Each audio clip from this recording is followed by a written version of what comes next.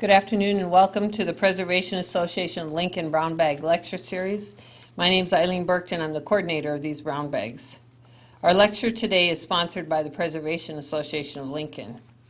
These brown bags are supported by your memberships in the Preservation Association of Lincoln, and we encourage you to join to support these activities. You can go online to preservelincoln.org to join. Our speaker today is Roxanne Smith. Roxanne has worked at the Nebraska State Capitol for over 15 years. She has come to love and appreciate the Capitol for its fine architectural monument that it is. And she is the Capitol Tourism Supervisor. Her talk today is titled Lincoln at the Capitol. Please join me in welcoming Roxanne Smith.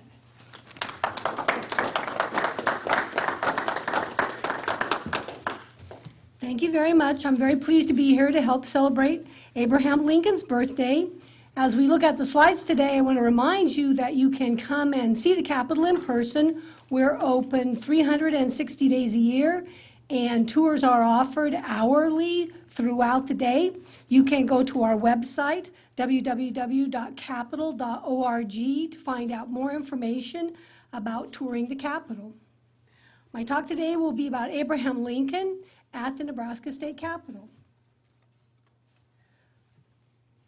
Here's a familiar site in an unfamiliar setting.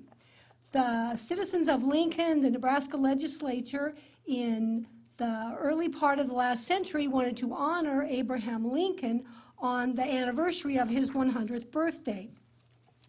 His 100th birthday was in 1909, and they commissioned Daniel Chester French and Henry Bacon to create a monument for Abraham Lincoln. It was located on the grounds of the Second Capitol. 10 years after this memorial was dedicated, at the time they were breaking ground to build the third Capitol of Nebraska. The Lincoln Memorial in Washington, D.C. was also being dedicated, and it was created by the same pair who had celebrated Lincoln's birthday in Nebraska 10 years earlier. Here you can see the Lincoln Monument as it is today. We have Bertram Goodhue, the architect who designed our Capitol, using Abraham Lincoln and the Lincoln Memorial incorporated in his design.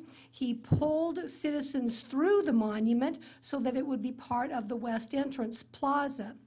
The West Entrance Plaza and the Lincoln Monument are very important public spaces for citizens of Nebraska to come to the Capitol and gather and participate in their government for the people, as Abraham Lincoln would have intended. The thematic consultant for our building was Hartley Burr Alexander. He worked with Bertram Goodhue to develop the symbolism that is seen throughout the Capitol. On the exterior of the building, Lee Laurie, sculptor, designed relief that represents government and law in Western civilization. And you can notice above Lincoln there on the West Entrance Pavilion, you can see some of that relief sculpture.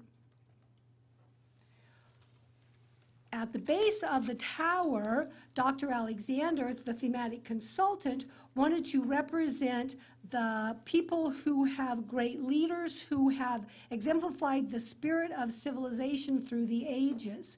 He began with Pentar, an ancient Egyptian poet who first recorded the history of man. We go through philosophers, great leaders of nations, and we come around to see Abraham Lincoln as the final figure. Alexander had intended inscriptions be included, and here in the bottom of the slide, I have included the inscription that Alexander thought would best describe Abraham Lincoln. Strong in the love of liberty, he demanded freedom for all men, that humanity might reign in their souls.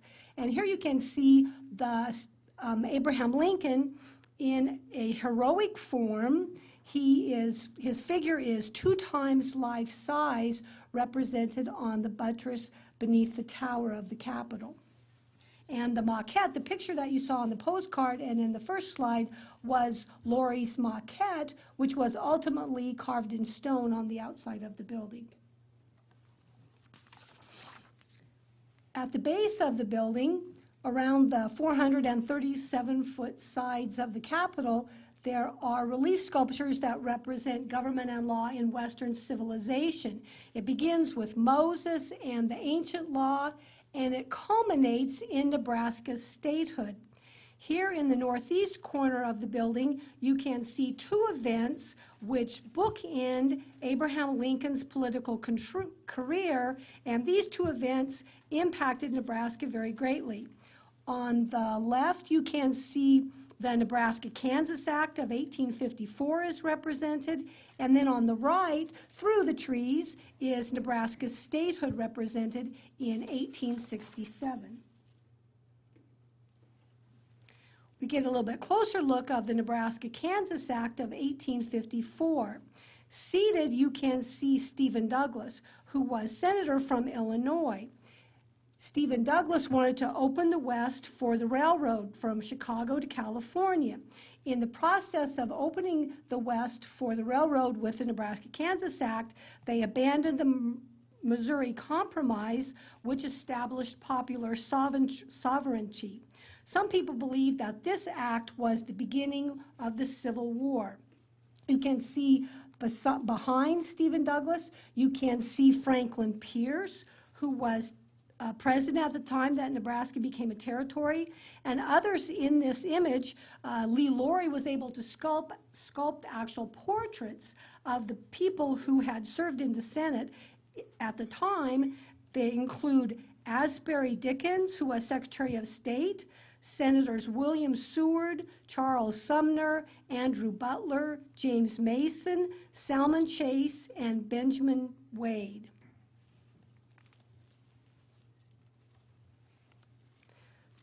The Nebraska-Kansas Act of 1854 led us to the United States Survey. On the interior of the building, Charles Clement has represented in glass mosaic the United States Survey and its impact on Nebraska. With the United States Survey of 1855, the federal government sent out the surveyors to establish the boundary between Nebraska and Kansas, and then also continue to move west and plat the region to open it up for the railroad and ultimately for settlement. In the mosaic, you can see on the right-hand side how bright it is and active. That reminds us that people were wanting to move westward out onto the prairie. It had been set aside as Indian territory, and it was the Nebraska-Kansas Act of 1854 that ultimately opened it for the survey and then also opened it for the railroad. Also, I want you to notice, excellent. Also, I want you to notice is a sod house in this image with fence and the plow. This leads us to a second act that was very important. This act Abraham Lincoln actually signed was the Homestead Act of 1862. It had a great impact on Nebraska also.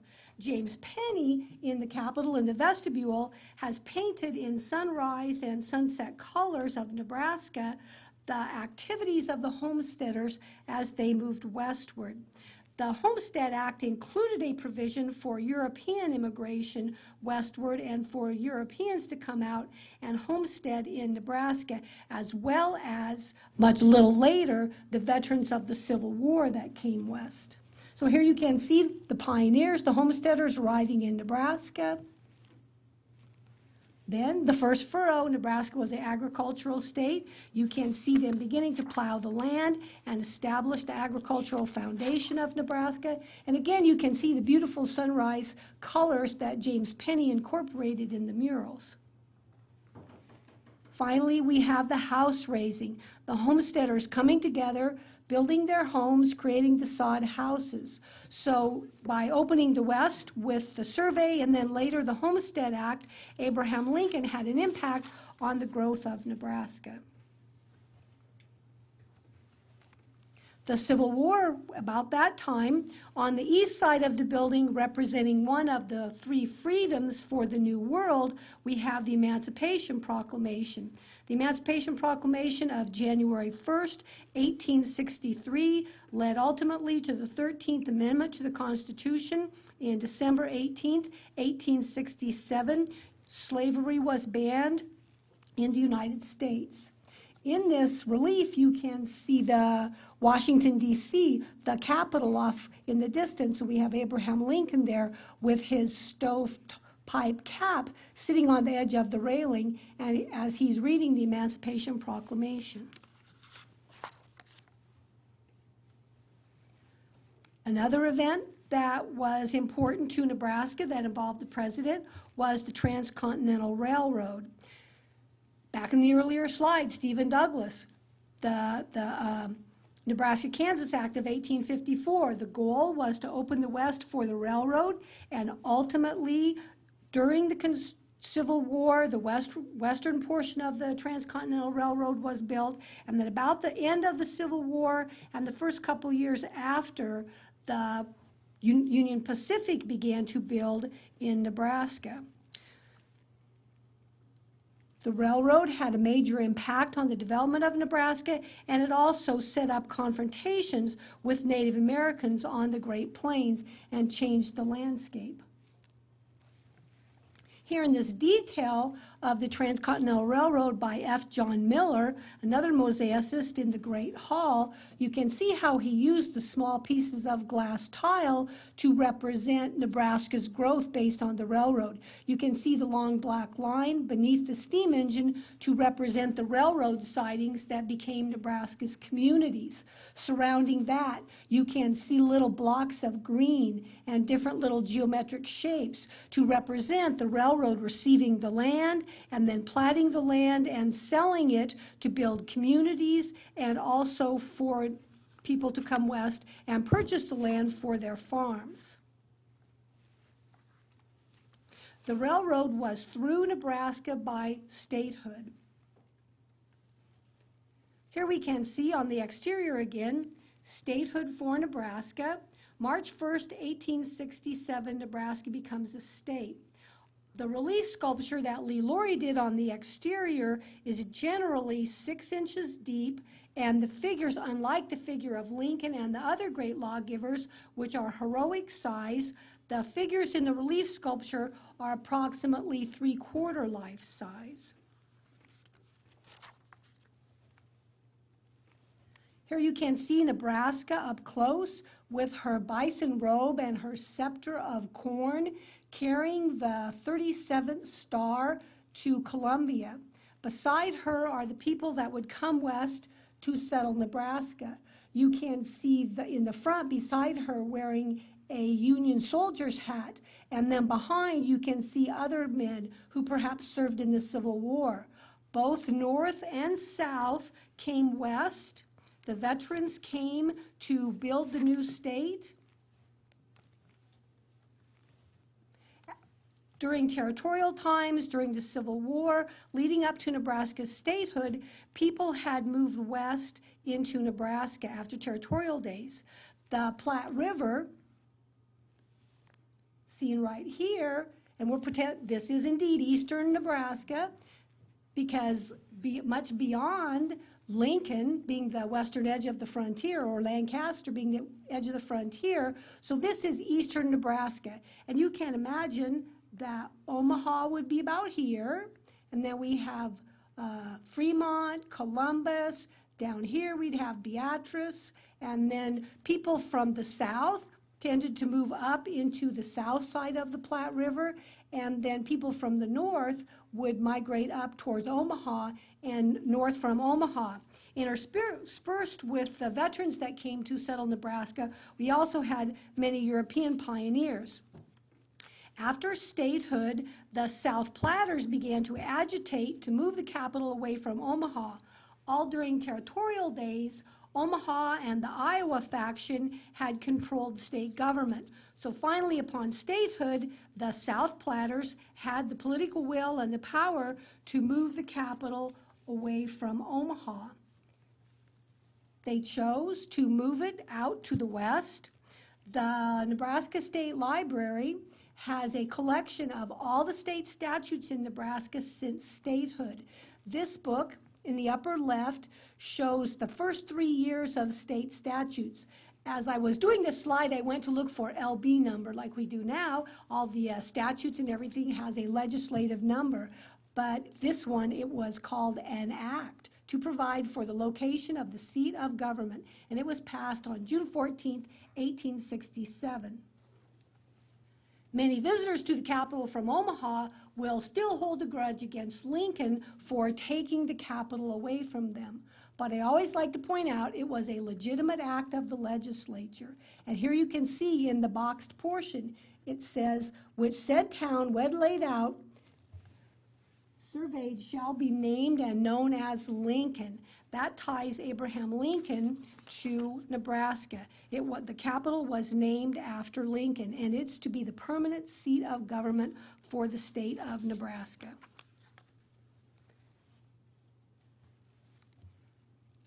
We have other legacies of Abraham Lincoln and that time in our capital.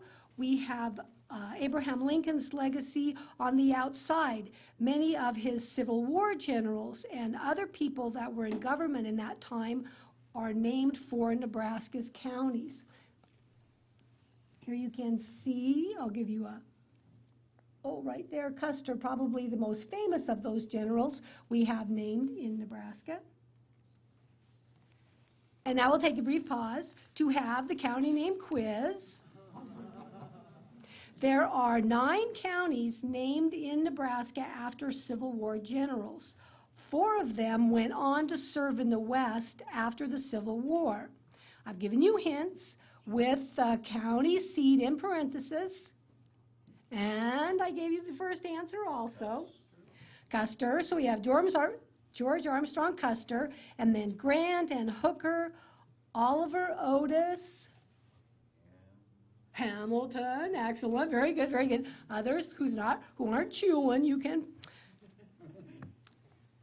also chime in. John Alexander Logan.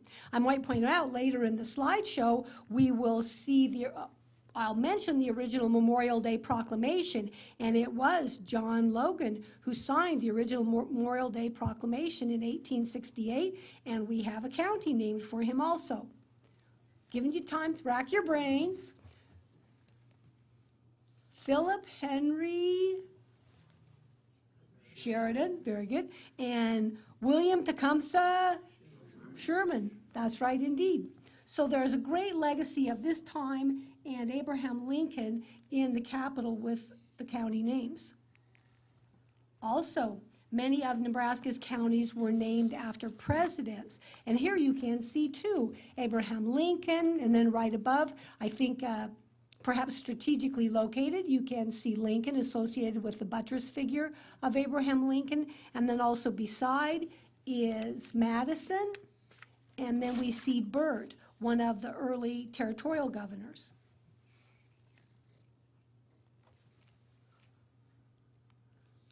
In the governor's suite, Abraham Lincoln is represented in joining the founding fathers. In the arches are included throughout the governor's reception room are included great citizens of the United States. They feature Benjamin Franklin, John Marshall, George Washington, Alexander Hamilton, and Thomas Jefferson. Abraham Lincoln is also included as one of the great citizens of the United States. Abraham Lincoln's also well represented in the legislature. We can see on all the lamps in both the unicameral chamber and the Warner chamber feature Abraham Lincoln looking somewhat like the penny indeed.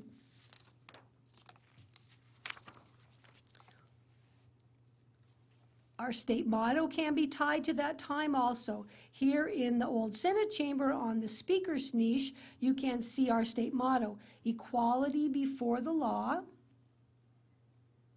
which of course, with Nebraska becoming a state after the Civil War and the 13th Amendment, this would be the rule of the land from now on. Nebraska's state seal also represents the events and the activities around Abraham Lincoln's presidency. You can see the Homestead represented, the farmers coming west. You can see Transcontinental Railroad going on. Abraham Lincoln went to Council Bluffs, stood across the river from Omaha, pointed his finger and said, that's where we're going to start the Transcontinental Railroad going all the way to California. So even, and then our state motto, of course, at the top of the state seal. So we can see that the state seal has influence from Abraham Lincoln also. The Memorial Chamber on 14th floor honors public service. The pioneer panel that you see here in the center by Omaha artist Stephen Roberts represents the people who came westward after the Civil War to begin to settle our state. The people that came to Nebraska had a strong history of public service. They had served in the war, they had worked together to lay the foundation of the state, they built our communities, and they knew that the best way to build a state would be based on public service and volunteerism. Here in the Memorial Chamber, you can see an overall view that shows the Gettysburg Address plaque. Here you can see the Gettysburg Address a little bit closer. These plaques were dedicated in honor of the Grand Army of the Republic by its auxiliary, the Women's Relief Corps, on April 6, 1929. So they were wanting to honor Lincoln in 1929, and even before the Capitol was finished, they had gone ahead and made plans. Here you can see also on the plaque, they have included Abraham Lincoln's signature. And also on the opposite side of the Memorial Chamber, as I mentioned, the Memorial Day Proclamation, signed on May 5th, 1868, tells us to decorate the graves and honor those who fell. With his second inaugural address, also featured in the Memorial Chamber, with malice toward none, with charity for all, let us strive to bind the wounds, take care of the widows and the orphans, and do everything that we can which may achieve and cherish a just and lasting peace among ourselves and with all nations. Abraham Lincoln, in his second inaugural, was trying to bring the country together, and in the Memorial Chamber, that's reflected by all the citizens and all the work that we do for each other here in Nebraska. Celebrating Abraham Lincoln's birthday, we have the Sons of Union Veterans of the Civil War. Each year, they come to the Capitol and stand vigil on the West Plaza at the Lincoln Monument to honor him. And this last Sunday, in the cold, the Sons of Union Veterans were out there indeed. This is last year's picture, because there's no snow indeed. But they were brave troopers, and they were out there this past weekend. Here you can see saluting Abraham Lincoln on his birthday. Very important to remember him. And we come back to the Lincoln Monument, which was dedicated September 2nd, 1912. 100 years we'll celebrate this fall. We'll have special activities planned, and Matt Hansen, an architect with the Office of Capital Commission, will give a program on the Lincoln Monument itself later on this summer. So make your plans to be in town on Labor Day weekend so you can help us celebrate 100 years of Abraham Lincoln and the monument that was erected here in Nebraska to celebrate his birthday. Whirlwind tour of Abraham Lincoln at our Capitol. Are there any questions, please? Sir? I have a question. In the memorial room upstairs, the artist, is he shown in any of those murals? I've heard that he... Oh, yes, indeed. We'll go back. Oh, one more.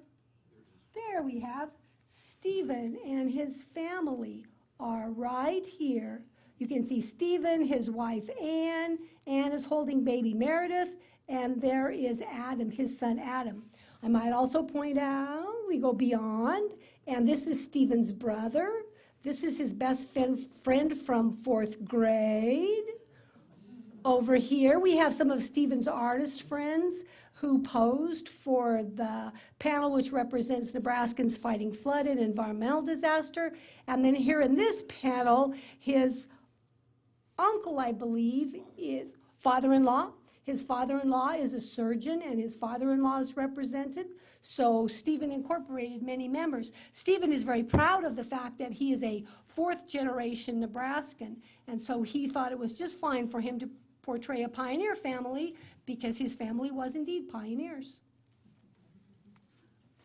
Roxanne, were those earlier mosaics that we had seen, were those also commissioned as well?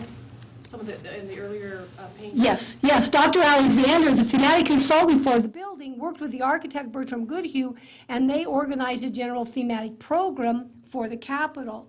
And then when the building was finished, he did the work with Lori, the relief on the outside that we saw. As well, he worked with Hildreth Mier, who did interior mosaics, floors and ceilings, and then they identified the subject matter for all the murals that are on the walls. But the building was completed in 1932 amidst the Depression, so the citizens and the legislature chose to give the money for the murals back to the Treasury, and then in later years, we've added the mosaics to the building. But they follow the theme of Nebraska history that Dr. Alexander had identified. If we go back much further, let's see how far we can go.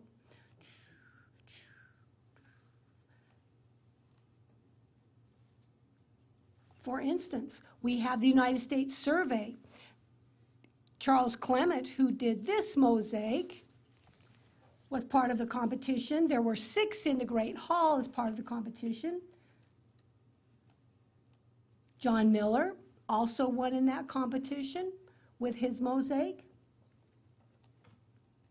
And backwards, James Penny. In 1964, these murals, these are oil on canvas, these were in place, and they followed Alexander's prescription that activities of the pioneers be represented in sunrise and sunset colors. So all of it was planned to tell the story of Nebraska. And as we've seen in this program, the story of Nebraska very closely is tied to the story of Abraham Lincoln. How did you get such bright photos of these locations? Because it's typically very subdued in the hallway. Yes, it is indeed. We have at the Capitol a very, very nice camera, and I was able to take my tripod and put it on cloudy and push the button, and it was a very long shutter speed indeed. But yes, and it was last week after the snow. It also affects the way the light shines into the building. You get a lot of reflected light, and so it's a lot brighter also in the Capitol. But yeah, these turned out pretty nice, I think. Everybody out there is going to have to come in and see them in the building. Pick a nice sunny day when the snow's still here, and you'll be amazed at how different the building looks indeed. Yes? I think it might be the what's now the Supreme Court chamber. Maybe there's a panel of Native Americans, some with antlers, some with feathers. That's in the Warner Chamber. Can you tell me about the significance of those? How are they different? Let's see. Yeah, you're right. In the Warner Chamber, will slow but sure. It's nice to get to see all. I think it's nice to get to see all these because the building is very beautiful indeed. Amos Bad Heart Bull, who was a Lakota historian in the latter part of the 19th century, had done pictographs for the tribe to represent different events in their history. He had represented one of the last times that the Lakota people had done the Sundance before the United States government started to prohibit Native American religion or discourage the Native Americans from fully practicing their religion. And so he drew a picture of one of the last Sundances. Here, there's a ritual cleansing, ritual torture, and then in the final phase of the Sundance, the Native Americans take on the spirit of an animal, And usually it's an animal that they're associated with a society. And here they are Society of the Red Deer and Society of the Elk. And that's what's represented by the antlers, whether they're, one of them is to be black deer also. The guys in the middle with feathers, that's to be the Society of the Elk. And then the others are within deer societies. And then this is their finest clothes. In the final phase, they dress in their finest clothes, and then they dance in a circle and dance as though they are that animal. And so the different garments that they have on would have been the garments that cloth perhaps they traded for, or things that they would have made themselves. Some of them have eagle feathers around their necks. That represents different acts of bravery that they had achieved. And some have eagle feathers that come from their mouths. For here. And here. And these, and I had heard that, and read that in some instances of the Sundance, those feathers represent that they had danced in the Sundance previously and then had had a vision and spoken of their vision. So yeah, this is a very nice tapestry. This was designed by Hildreth Mier, who took Amos Bad Heart Bull, his little pictograph, and she blew it up in huge cartoon. In the original pictograph, the feathers at the bottom are blades of grass. And then up above, where Hildreth Mier has represented the Thunderbird design in the original pictograph, which I believe was published by the Historical Society in a pictorial history of Nebraska Native Americans, it would be a pine arbor, because they would dance inside of a pine arbor. So I have sticks and poles and things represented on it. Sure. You've been doing the tour a long time. Mm-hmm.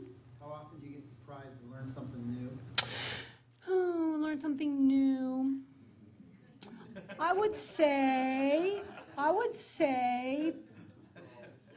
every time I do it. Perhaps. Yeah, visitors, I like to read pretty much, so I read a lot of history about Nebraska and everything, and every now and then somebody comes up with something. Indeed, I tell you, looking at the building, I see something new almost every time I do the tour, because the building is so complex, the artwork and symbolism is so complex, and it's so beautiful. Let's have a for instance. For instance, when I was taking these photos on the outside of our building, and there I am focusing, and then Lincoln. I said, whoa, I never noticed that before. That was a pretty strategic location. So we have Abraham Lincoln right by Abraham Lincoln on the buttress, indeed. There's always something new to see. Other question, perhaps? In the last 15 years during the restoration that's happened at the state capitol, was there a lot of involvement in also restoring the artwork that we've just seen, or some of the spaces and the artwork, the tapestries and such? Indeed, the tapestry we took down and vacuumed in the mid-90s when we did the restoration work in the Warner Chamber, in the East Chamber, and preparing it to become the Warner Chamber. All the murals on the walls of the second floor were restored within the last 6 years. They were all cleaned. We had a conservator in to clean all those, so all that work was done within the last 6 years. I myself have noticed the panels that represent the pioneers, the sunrise and sunset colors. After those were restored, it was amazing how much more bright, and how the variation of color and the subtlety of color that you couldn't see when it had 40 years of dust on it. So yeah, the building is, shall we say it, in as good as condition and as it's been since it was completed in 1932. How many visitors a year? We get close to 100,000 visitors a year in the Capitol. We get many people from the neighborhood that just come in and walk through the building on a regular basis. They just enjoy being in the space. That was one thing that Alexander had hoped with Bertram Goodhue, of course, master architect and creative genius, but them working together, they realized, and Dr. Alexander intended, that every person that comes into the Capitol feels blessed for having passed through the building. And it's very true. Many, many people come in repeatedly just for that purpose. Other questions, perhaps? Yes, Jeff? Just kind of a quick question. You mentioned that Abraham Lincoln was standing in Council Bluffs looking west, saying that's where the Transcontinental Railroad would go. Are there any accounts of Abraham Lincoln, of President Lincoln, being physically in the Nebraska territory or in Nebraska itself? Nothing that I have ever read or ever seen says Lincoln ever came into Nebraska. It was during I believe it was during a campaign stop when he was out running for office, or during that time when he was going out west to Iowa, sort of on a stump speech that he got to count as far as Council Bluffs. And of course, Nebraska not being a state, he wouldn't have taken the time because we couldn't have voted for him. So no, I don't. Anybody confirm or deny Abraham Lincoln? He was doing the Iowa caucuses. That's it. That's it exactly. You know it. Other questions, perhaps? Yes. You said that the statue of Abraham Lincoln there on the west side was dedicated in 1912, Mm-hmm. right? So was that in place as they were building the Capitol? Yes. And I believe that Matt Hansen, when he does his program this summer on the Lincoln Monument, will have several photographs that show that monument in place with the construction of the Capitol going on around it. And what year did the Capitol start being built? They began construction in 1922, and they completed in 1932. They broke ground April 15th, 1922. So that statue was there when what was there? The second Capitol. The original, the second. Oh, blast back, blast back. Sorry, right. Oh, that's fun. I mean, hopefully everybody's enjoying looking at all these beautiful pictures of our building. I tell you, the exterior of the Capitol is just spectacular. All this relief gets lost, but I think I'll pause here, but it's amazing to think that Lee Laurie could sculpt actual portraits, put all those people and all that commotion in 6 inches of depth within that relief sculpture. There it is. On the grounds of the second Capitol, indeed. Commissioned to celebrate Abraham Lincoln's 100th birthday, which would have been in 1809, and then it wasn't dedicated until 1912. And probably we'll see a few more postcard images of the Lincoln Monument when it was first completed. It has changed it's very different now. When Bertram Goodhue incorporated into the design of the building, the walls were changed slightly, the steps were changed, and then he cut through the back of it so that people have to go into it and experience it as they move through and go into the west side of the building. And I might mention the Lincoln statue is also in heroic size, which is, in this case, is about 1 1/4, 1 1/2 life size. So he's a little bit bigger than he should be, in real life, of course. And then I have some handouts that I brought that talk about the Lincoln Monument and talk a little bit about Daniel Chester French, inspiration, and how he sculpted the monument, and then the work that he and Henry Bacon went on later to do in Washington, D.C., which should be a source of pride for all Nebraskans that this very important piece of public sculpture is in Nebraska. People come, many visitors come, and they want to see the Lincoln Monument because they've heard about it. Perhaps they've been to Washington, or they've seen a very small replica at Lincoln's tomb in Springfield. So it's a major piece of public sculpture, and we're very lucky to have it here in Nebraska, and we're going to celebrate that this coming September. And there's also the maquette of that at the Sheldon. Yes, that's right. Very good. And just on a side, how many pieces of sculpture or art around the city that replicates Abraham Lincoln? Abraham exists? Lincoln? Any idea? Piece of Sculpture or art that. sculpture. that So represents- Sheldon has 2 at least. And then there's the Slobodkin in front of the city county building. And then ours. Nebco building has. Right in front of City Hall. They got the seated. Oh, that's right. That's right. The seated figure that's there on the mall. Lincoln Mall. Stained glass window in a church up at University Place. Yep, it's is it First Methodist? First Methodist have stained glass of Abraham Lincoln in the top of their church in their sanctuary, which is kind of cool indeed to think about.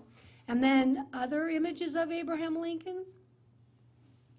There's got to be out there somewhere. Well, The old Lancaster County Courthouse had a statue of Lincoln on top of the dome before it was torn down for the current city county building. yep, that's right. The old. Anybody here remember the old county courthouse? But yeah, I think there's some photographs that you can find. Any other questions? I would invite everyone to come and tour the Capitol and take a look at all the sculpture of Abraham Lincoln. I would also invite people to go to our website, www.capitol.org, and scroll through. You can see many other representations of images of our Capitol. And then I might mention, for anybody out there who's inspired to do an Abraham Lincoln and the Capitol scavenger hunt, it is also located on the website in the curriculum section. And basically, I've just given you all the answers. So it should be very easy for you to do the scavenger hunt. Well, you're very welcome. Thank you all very much.